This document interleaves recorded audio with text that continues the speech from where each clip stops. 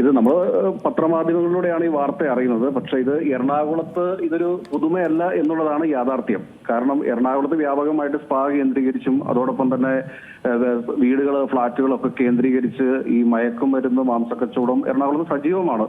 പക്ഷെ ഇതിനെതിരെ നിയമപരമായ നടപടികൾ സ്വീകരിക്കേണ്ടവർ ഉറക്കത്തിലാണോ എന്ന് പോലും നമ്മൾ ചോദിക്കേണ്ട ഒരവസ്ഥയുണ്ട്.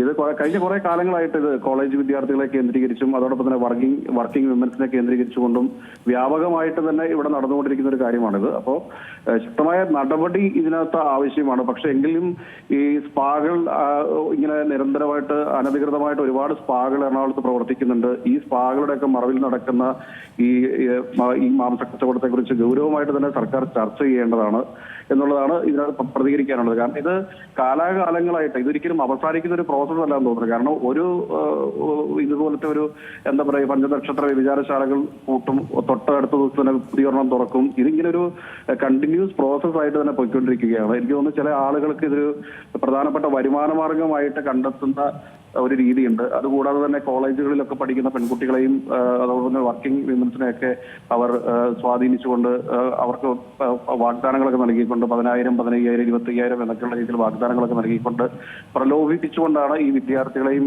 ഈ വർക്കിംഗ് വിമൻസിനെയൊക്കെ ഈ ഒരു ഇതിലേക്ക് കൊണ്ടുവരുന്നതെന്ന് തോന്നുന്നു. പലരെയും പറ്റിച്ച് അവരുടെ ദാരിദ്ര്യത്തെ മുതലെടുത്തുകൊണ്ടാണ് ഇതുപോലെയുള്ള മാഫിയ ഗ്രൂപ്പുകൾ മുതലെടുപ്പ് നടത്തുന്നതാണ് അറിയാൻ സാധിച്ചിട്ടുള്ളത്. പക്ഷെ ഇതിനെതിരെ ശക്തമായ ഒരു നടപടി ഉണ്ടാവണം എന്നുള്ളതാണ് ഈ അവസരത്തിൽ പറയാനുള്ളത്. സിബി, ഇതുപോലുള്ള ഒരുപാട് സംഭവങ്ങൾ കൊച്ചിയിൽ സംഭവിക്കാറുണ്ട്. വളരെ ഞെട്ടിപ്പിക്കുന്നതാണ്. ഇത്രയും പെൺകുട്ടികളുണ്ട്, അവരൊക്കെ തന്നെ വിദ്യാഭ്യാസത്തിന് മറ്റു കാര്യങ്ങളും ഒക്കെ എത്തുന്നവരെ പ്രണയം നടിച്ചിട്ടാണ് ഇതുപോലെ ഒരു കുടുക്കിൽ അവരെയൊക്കെ പെടുത്തുന്നത്.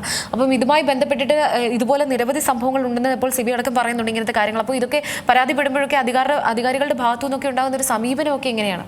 ഇത് പരാതിപ്പെട്ട അധികാരികൾ നടപടി എടുക്കുന്നുണ്ടോ എന്ന് ചോദിച്ചു കഴിഞ്ഞാൽ ഈ കഴിഞ്ഞ ദിവസങ്ങളിൽ നമ്മൾ കണ്ടതാണ് 2 പോലീസുകാർ തന്നെ ഇതുപോലെയുള്ള സ്ഥാപനങ്ങൾ നടത്തുന്നതായി സംബന്ധിച്ച വാർത്തകളൊക്കെ പത്രമാധ്യമങ്ങളിലൂടെ പുറത്തു വന്നതാണ്. പക്ഷെ ഇതൊരു സാമൂഹ്യ ബോധവൽക്കരണത്തിലൂടെ മാത്രമേ ഇങ്ങനെയുള്ള ഈ സ്ഥാപനങ്ങളെ, അതായത് സ്വന്തം സമ്മതത്തോടുകൂടി പോകുന്ന ആളുകളെ എങ്ങനെ നമ്മൾ കാണണം എന്നുള്ളതും, അതല്ലാതെ ഈ പ്രണയത്തിലൊക്കെ നടിച്ച് ഈ മറ്റേ മാരകമായ മയക്കുമരുന്നൊക്കെ കൊടുത്ത് ഇവിടേക്ക് കൊണ്ടുവരുന്നത്, ഈ ഒരു ഫീൽഡിലേക്ക് എന്ന് തന്നെ പറയേണ്ടി വരും, കൊണ്ടുവരുന്നത് ഏറെ ചർച്ച ചെയ്യേണ്ട ഒരു വിഷയമാണ്. ചർച്ച മാത്രമല്ല, അധികാരികളുടെ ഭാഗത്ത് നടപടി എടുക്കേണ്ട ഒരു വിഷയമാണ് എന്നാണ് പറയാനുള്ളത്. കാരണം ഇതൊന്നും അറിയത്തില്ല, ഈ സാധാരണപ്പെട്ട പെൺകുട്ടികളുടെ ഒക്കെ എന്താ പറയുക, അവരുടെ ഈ ദാരിദ്ര്യത്തെയാണ് ഇവർ കൂടുതലായിട്ടും മുതലാക്കുന്നത്.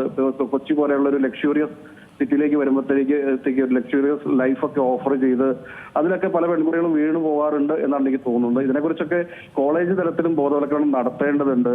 അതോടൊപ്പം തന്നെ ഈ പ്രണയം എന്നൊക്കെ പറയുന്നത് ഒരു വേറൊരു കോൺസെപ്റ്റാണ്. അപ്പോൾ അതിൽ ഓരോരുത്തരുടെയും സ്വാതന്ത്ര്യമാണത്, ആരെ പ്രണയിക്കണം എന്നൊക്കെയുള്ളത്. പക്ഷെ ഒരാള് തന്റെ ഒരു പാർട്ണറെ തിരഞ്ഞെടുക്കുന്ന സമയത്ത് അയാളുടെ ബാക്ക്ഗ്രൗണ്ട് ഒക്കെ ഒന്ന് ചെക്ക് ചെയ്തിട്ട് പരിശോധിച്ചിട്ട് തിരഞ്ഞെടുക്കുന്നതായിരിക്കും ഉചിതമെന്ന് എനിക്ക് തോന്നുന്നു. പക്ഷെ അധികാരികളുടെ ഭാഗത്തും വന്നു കഴിഞ്ഞാൽ പോലീസിനെ മാത്രം നമ്മൾ കുറ്റപ്പെടുത്തിയിട്ട് കാര്യമില്ല. മറിച്ച് കോളേജുകളും അതോടൊപ്പം തന്നെ സ്കൂളുകളിലും ഒക്കെ കൃത്യമായി ഇതിനെക്കുറിച്ചൊരു ബോധവൽക്കരണവും കാര്യങ്ങളൊക്കെ നടത്തേണ്ടതുണ്ട് എന്നുള്ളതാണ് എന്റെ അഭിപ്രായം. ഏറ്റവും പുതിയ വാർത്തകളും വിശേഷങ്ങളും വിരൽ തുമ്പിലറിയാൻ സീ മലയാളം ന്യൂസ് എല്ലാ ഡിജിറ്റൽ പ്ലാറ്റ്ഫോമുകളിലും ലഭ്യം.